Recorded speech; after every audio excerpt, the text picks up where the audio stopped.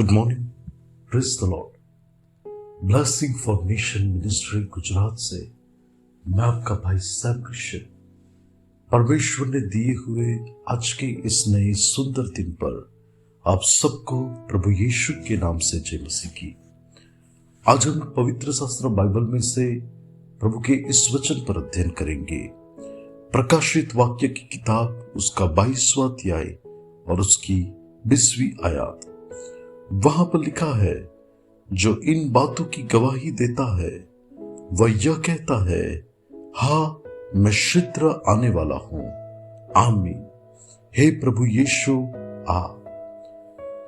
मसीह यीशु में मेरे प्रिय भाई और बहन, ये तो प्रभु यीशु मसीह के दूसरे आगमन के बारे में बताया गया है, जो भविष्यवाणी मत्ती 24 के अंदर भी लिखी हुई है कि वो एक बड़ी महिमा के साथ अपने पवित्र दूतों के संग वो उसको लेने के लिए आएगा, जिन्होंने अपने आप को प्रभु के राज्य में जाने के लिए तैयार किया है।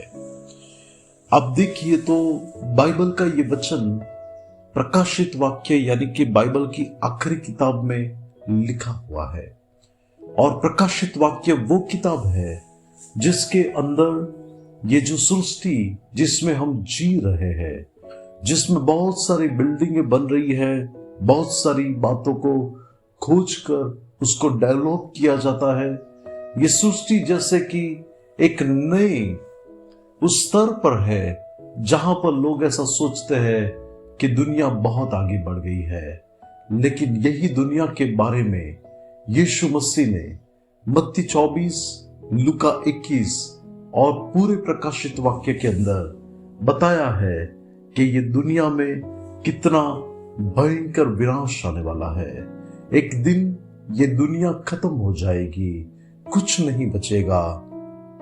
और जिस संसार से मनुष्य ने प्रेम किया है, ये संसार पूरी रीति से नष्ट हो जाएगा।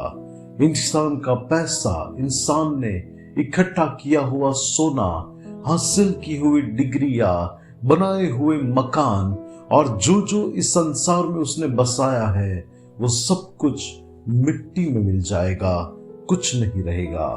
लेकिन जो बचेगा वो तो ये होगा इंसान का जीवन, और वो इंसानों का जीवन जिन्होंने यीशु मसीह में उद्धार पाया है, पापों की क्षमा को पाया है। मसीह यीशु में वे एक नई सृष्टि बने हैं। ऐसे लोगों को बचा लिया जाएगा, क्योंकि पूरे प्रकाशित वाक्य को यदि आप पढ़ेंगे तो आपको मालूम पड़ेगा कि एक किस प्रकार की विपत्ति इस संसार के अंदर आने पर है। और वो इतनी भयंकर होगी कि दुष्ट लोग मरना चाहेंगे, लेकिन वहां पर वो मृत्यु भी, उस भयंकर बातों को देखकर मृत्यु भी भाग जाएगा। लेकिन वो बातें शुरू हो उससे पहले इस संसार में यीशु मसीह का आना वो बहुत ही निश्चित बात है। यूहन्ना 14 के अंदर आप देखोगे तो वहां पर 3री आयत में यीशु मसीह ने कहा है कि मैं आऊंगा और तुम्हें मेरे पास ले जाऊंगा, ताकि जहां पर मैं रहता हूं वहां पर तुम भी रहो। हालेलुया। मसीह में मेरे प्रिय भाई और बहन, आज यीशु आने वाला है, वो तो निश्चित बात है, और बहुत जल्द आने वाला है, वो एकदम निश्चित बात है। लेकिन क्या प्रभु के लोग परमेश्वर से मिलने के लिए तैयार हैं? क्या परमेश्वर के लोग प्रभु के राज्य में जाने के लिए अपने आप को तैयार किया हुआ है?